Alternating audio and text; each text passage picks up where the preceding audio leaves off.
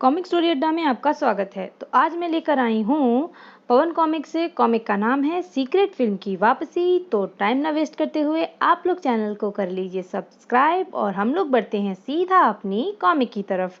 तो कॉमिक का नाम है सीक्रेट फिल्म की वापसी, जिसके संपादक हैं देवकीनंदन शर्मा, लेखक हैं शिव बैम्बी और चित्रांकन है SWA शाह। सुरक्षा मंत्रालय के चीफ का स्टेनो प्रभाकर कुछ जरूरी कागज टाइप कर रहा था जब, साहब आपका फोन। तुम चलो मैं आता हूँ। प्रभाकर ने सभी कागजात दराज में रखकर उसे लॉक किया और चीफ के केबिन की ओर बढ़ गया। मुझे फोन किसने किया होगा? प्रभाकर केबिन में दाखिल हुआ तो चीफ की सीट खाली थी। Hello, Prabhakar here. यह तो किसी युवती की आवाज मालूम पड़ती है। मिस्टर प्रभाकर, मेरी बात गौर से सुनो। अगर तुम इसी समय होटल माई स्वीट में पहुंच जाओ तो तुम्हें ऐसा लाभ हो सकता है जिससे तुम सारी जिंदगी खुशियों में व्यतीत कर सकोगे। आप कौन बोल रही हैं और आप क्या कह रही हैं? मेरी कुछ समझ में नहीं आ रहा। रूम नंबर 205 में तुरंत पहुंच जाइए। इसके साथ ही दूसरी ओर से फोन कट गया। समझ में नहीं आता वह युवती कौन थी। उसने अपना नाम पता भी नहीं बताया। क्या करूं, जाऊं अथवा न जाऊं? प्रभाकर अपनी टेबल पर पहुंचा। अभी हाफ टाइम होने में आधा घंटा बाकी है। मुझे उस युवती से मिलना चाहिए। शायद वह मेरी जान पहचान की हो और मुझे सरप्राइज करने के लिए उसने ऐसा किया हो। और थोड़ी देर बाद मुझे उस युवती से मिलने पर ऐसा लाभ हो सकता है जो जीवन भर की खुशियां दे सके। और उसके थोड़ी देर बाद खटखट। तभी, come in mister Prabhakar, door is open. Prabhakar gate धकेलकर रूम के भीतर दाखिल हुआ। ओह, यह तो बहुत सुंदर युवती है। क्या मुझे इसने बुलाया होगा? Yes, come on mister Prabhakar. Door lock करते आना। और फिर कहिए आप कौन हैं और मुझे यहाँ बुलाने का आपका क्या ध्येय है? मुझे रूबी कहते हैं मिस्टर प्रभाकर। मैं आपके लिए 5 लाख की लॉटरी का इनाम लेकर आई हूँ। 5 लाख? मगर मैंने तो लॉटरी का कोई टिकट नहीं खरीदा। बेशक, मगर मेरे बॉस की यही मर्जी है। तभी बाथरूम से एक नकाबपोश निकला। वेलकम मिस्टर प्रभाकर, मैं सचमुच आपको 5 लाख रुपए दे सकता हूँ। 2.5 लाख अभी कैश, 2.5 लाख काम होने के बाद। और इसके साथ ही ये देखो, यह 2.5 लाख तुम्हारा है। मगर वह कौन सा काम है जिससे तुम मुझे 5 लाख रुपए दे रहे हो? गुड, मुझे केवल मतलब की बात करने वाले लोग बहुत पसंद हैं। हमें भारत द्वारा निर्मित किए जा रहे राजदूत टैंक के बारे में जानकारी चाहिए। बस बस, मैं अच्छी तरह समझ गया तुम क्या चाहते हो। तुम मेरा ईमान खरीद कर मेरे देश की सुरक्षा को कमजोर करना चाहते हो। मगर मैं देशद्रोही नहीं हूँ और मुझे अपने देश के दुश्मनों से सख्त नफरत है। थू। इसके साथ ही प्रभाकर द्वार की ओर बढ़ा। मगर तभी, और हमें तुम जैसे देशभक्त और ईमानदार व्यक्तियों से नफरत है मिस्टर प्रभाकर। अब तुम बाहर नहीं, ऊपर जाओगे और किसी को पता भी नहीं चलेगा, क्योंकि यह रिवॉल्वर बेआवाज है। ओह, काश मैंने यहाँ आने की भूल न की होती। अचानक प्रभाकर ने नकाबपोश से रिवॉल्वर छीनने के लिए झपटा, लेकिन यह तुमने क्या किया रॉबर्ट? अब टैंक के डॉक्यूमेंट कहाँ से हासिल होंगे? मैंने वही किया जो मुझे करना चाहिए था। अब देखना डॉक्यूमेंट कैसे हासिल होंगे। शाम के 5 बजे छुट्टी हुई और हेड क्लर्क डिसूजा सुरक्षा मंत्रालय की इमारत से निकलकर सड़क पर आया। पहले पास वाले रेस्टोरेंट में एक कॉफी पीऊंगा, फिर घर के लिए बस पकड़ूंगा। लेकिन जैसे ही वह सड़क पर मुड़ा तभी, सॉरी मैडम। कोई बात नहीं, गलती मेरी भी थी। ओह, थैंक्स। फिर रूबी सड़क पार करने लगी। और कितना सुंदर युवती है। काश मेरी भी किसी ऐसी सुंदर युवती से विवाह हो जाए तो। जैसे ही रूबी आंखों से ओझल हुई तभी, अरे, यह पर्चा मेरी जेब में कहां से आया? डिसूजा ने वह पर्चा जेब से बाहर खींचा और उसे खोलकर पढ़ने लगा। डिसूजा, फौरन होटल माई स्वीट के रूम नंबर 205 में चले आओ। लाखों रुपए के लाभ का मामला है। तुम ना आए तो घाटे में रहोगे और बाद में पछताओगे। नीचे लिखा है प्रभाकर। ओह, शायद इसीलिए प्रभाकर लंच के बाद ऑफिस नहीं आया। मगर लाखों के लाभ की बात का क्या मतलब हुआ? प्रभाकर से मिलकर ही पता चल सकता है। डिसूजा ने एक टैक्सी की और होटल माई स्वीट की ओर चल दिया। मेरी जेब में यह पर्चा कैसे पहुंचा? अवश्य ही उस लड़की ने डाला होगा। वह लड़की कौन थी? ओह, सब प्रश्नों के उत्तर तो प्रभाकर से मिलेंगे, पर वहीं मिलूंगा उससे।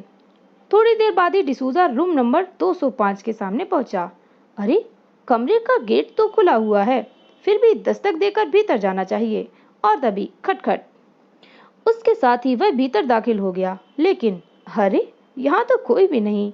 प्रभाकर कहाँ गया? कहीं मुझे किसी ने मूर्ख तो नहीं बनाया? फिर वह प्रभाकर को पुकारने लगा, प्रभाकर, कहाँ हो तुम?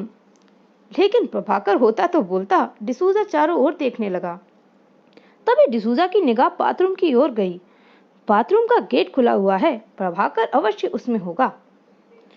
लेकिन जैसे ही बाथरूम में दाखिल हुआ तो नहीं, यह क्या हो गया प्रभाकर? ओह, मुझे यहाँ से निकल जाना चाहिए, वरना। डिसूजा जैसे ही बाथरूम से बाहर निकला, मगर तभी, ओह, तुमने अपने ऑफिस मेट का खून कर दिया और अब भाग रहे हो? नहीं, प्रभाकर का खून मैंने नहीं किया, यह सब तुम्हारी चाल है। तुम ही थोड़ी देर पहले मुझसे टकराई थी और अगले ही क्षण। तुम ठीक कहते हो डिसूजा, मगर इस कमरे में फिल्म यही साबित करती है कि प्रभाकर का खून तुमने ही किया है, और पुलिस फोन करके अभी बुलवाएंगे। इसके साथ ही नकाबपोश फोन की ओर बढ़ा।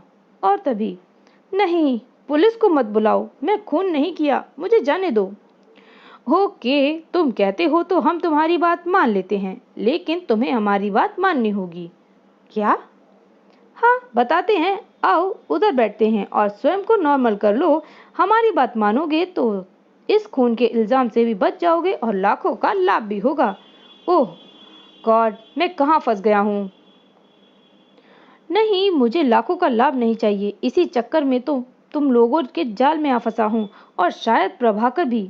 हमने फंसाया है तो निकाल भी देंगे, लेकिन पहले बैठकर हमारी बात तो सुन लो, फिर फैसला करना। हमें भारत द्वारा निर्मित किए जा रहे राजदूत टैंक के डॉक्यूमेंट की फोटोकॉपी चाहिए डिसूजा। बदले में हम तुम्हें प्रभाकर के खूनी होने के साबित करने वाले प्रमाणित यानी फोटो नेगेटिव समेत सौंप देंगे। इनकार करने की सूरत में तुम अच्छी तरीके से जानते हो कि क्या होगा। फिर हम इनकार करने वाले का क्या हश्र करते हैं, यह तुम प्रभाकर की लाश देखकर समझ सकते हो। मुझे सोचने का वक्त चाहिए। नहीं, हमारे पास वक्त नहीं है। तुम्हें क्या चाहिए यह हम जानते हैं। रूबी, डिसूजा को मिनी कैमरा दो। रूबी ने वैनिटी पर्स से एक पॉकेट साइज का मिनी कैमरा निकालकर डिसूजा की ओर बढ़ाया। डिसूजा, इस कैमरे को कल तुम अपनी अंडर पॉकेट में डालकर ऑफिस जाओगे और फिर मौका पाकर इस कैमरे में राजदूत टैंक के डॉक्यूमेंट की फोटो उतारकर रात को इसी कमरे में पहुंचाओगे। बदले में तुम 1 लाख रुपए और रूबी जैसी लाइफ पार्टनर के साथ अपने प्रभाकर का खूनी साबित करने वाले फोटो नेगेटिव पाओगे। पुलिस के पास जाने का मतलब तुम अच्छी तरह से जानते होगे। डिसूजा डार्लिंग से ऐसी हरकत करने की उम्मीद मत करो boss. He is real handsome. अगले दिन ऑफिस में। आज घड़ी की सुइयां भी धीरे धीरे आगे सरक रही हैं। ना जाने 1 कब बजेगा। वह जानबूझकर अपना काम आराम से कर रहा था। मुझे काम के पेंडिंग होने का बहाना भी लंच टाइम के ऑफिस में अकेले रहने का अवसर प्रदान कर सकता है। ओह, लंच की छुट्टी की बेल आखिर बजी गई। इसके साथ ही मेरे दिल की धड़कन भी न जाने भय से तीव्र हो गई हैं। ऑफिस के लोग कैंटीन की ओर बढ़ने लगे। अब मुझे अपनी घबराहट को छुपाकर स्वयं का काम एकदम व्यस्त शो दिखाना चाहिए। तभी, कहो डिसूजा, आज लंच नहीं लोगे क्या? नहीं, पहले ऑफिस का पेंडिंग काम रह गया है, उसे निपटाऊंगा, फिर खाने की सोचूंगा। ठीक है साहब, काम निपटाइए, sorry for disturb. That's all right, no matter. और बहल की द्वार की तरफ बढ़ गया। सारा ऑफिस खाली हो गया था, मगर बहादुर को यहाँ से हटाना जरूरी है। मगर कैसे हटाऊं? आइडिया। हाँ, यह ठीक रहेगा। बहादुर को कोल्ड ड्रिंक शॉप तक जाने आने में कम से कम 20 मिनट लगेंगे, और मेरे लिए इतना टाइम काफी है। और बहादुर, जरा सुनना। आया साहब। फिर बहादुर, काम निपटाने के चक्कर में शायद आज मैं लंच न कर पाऊं। कैंटीन से जाकर और मेरे लिए 2 लिम्का ले आओ। कैंटीन पर न मिले तो कोल्ड ड्रिंक बूथ से ले आना। मगर साहब। अरे चिंता मत करो, ऑफिस खाली थोड़े ही रहेगा। मैं जो हूँ फिर यूँ गए और यूं आए।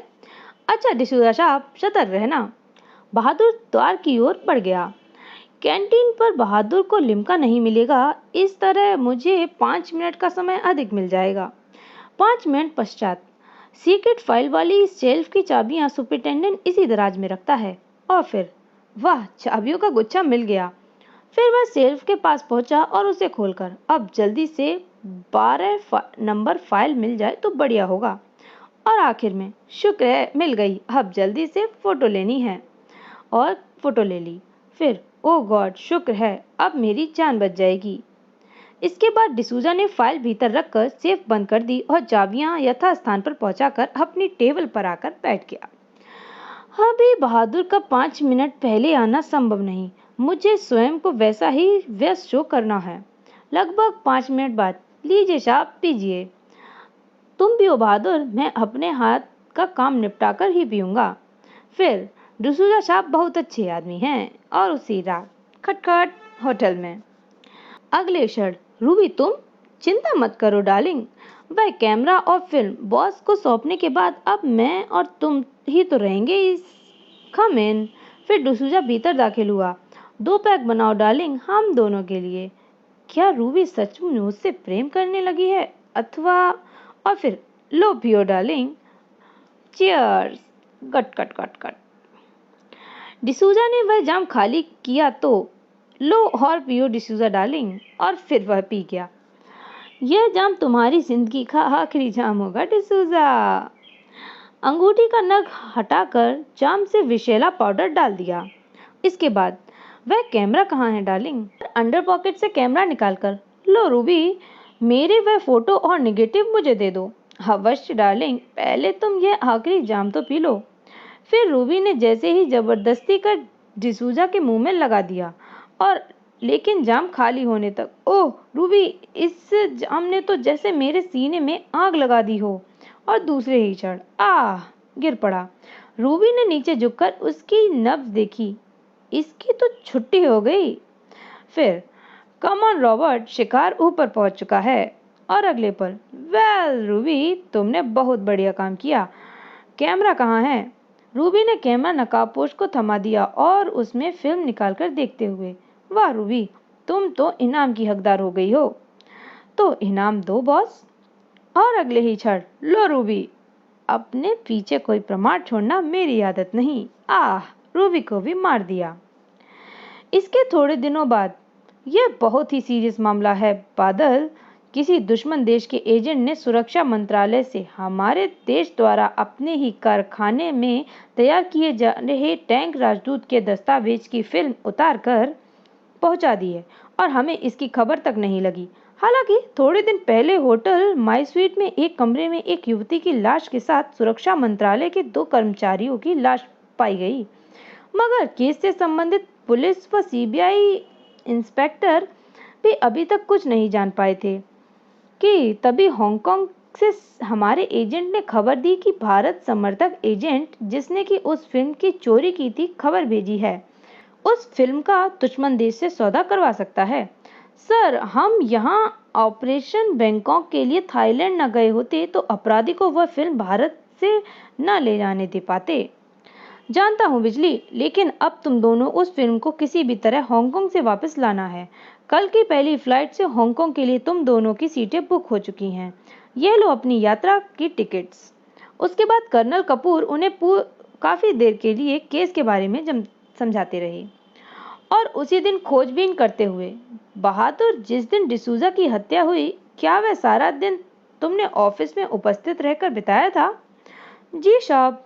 बहादुर अवश्य कुछ छुपा रहा है। और तब, बहादुर, तुम अवश्य कुछ बात बताना चाहते हो मगर हिचकिचा रहे हो। डरो नहीं, हमें सब कुछ सही बताओ, हम तुम्हारा कोई अहित नहीं करेंगे। और फिर साहब, उस दिन डिसूजा साहब को हमें 2 लिम्का लेने भेज दिया था, लंच टाइम में। उस समय ऑफिस में कौन कौन लोग मौजूद थे बहादुर। डिसूजा साहब के सिवा कोई नहीं था मेम साहब। मगर डिसूजा साहब अकेले ऑफिस में लंच टाइम में क्या कर रहे थे। उस दिन उनका काम पेंडिंग रह गया था साहब, इसीलिए उन्होंने लंच नहीं किया और ऑफिस में भी लिम्का मंगवाया था। थैंक यू बहादुर, तुमने हमें बहुत सहयोग दिया है। हाँ बिजली चलें। बादल बिजली वहां से चले गए। फिर कैंटीन से पूछताछ करने के बाद वहां से चल दिए। सारा केस क्लियर है पार्टनर। अपराधी ने टैंक की फिल्म उतारने के लिए पहले प्रभाकर को फंसाया होगा और उसके इनकार करने पर हत्या कर दी। फिर उस युवती के जरिए डिसूजा को जाल में फंसाया और उसे काम पेंडिंग होने के बहाने बहादुर को ऑफिस से हटाकर दस्तावेज की फिल्म उतारी। और जब लेकर होटल के रूम में 205 में पहुंचा तो रूबी ने शराब में जहर मिलाकर खत्म कर दिया और रूबी से फिल्म हासिल करके अपराधी ने रूबी को खत्म कर दिया और फिल्म हांगकांग जा पहुंची। इसीलिए तो जाम पर पुलिस को रूबी की भी उंगलियों के निशान मिले और कैमरा भी उसी के नाम पर बुक था। हमें भी फिल्म और असली अपराधी हांगकांग में मिलेंगे पार्टनर। तो अभी के लिए इतना ही, मिलते हैं नेक्स्ट पार्ट में। तब तक के लिए आप लोग चैनल को सब्सक्राइब करना बिल्कुल भी ना भूलिएगा। Thank you.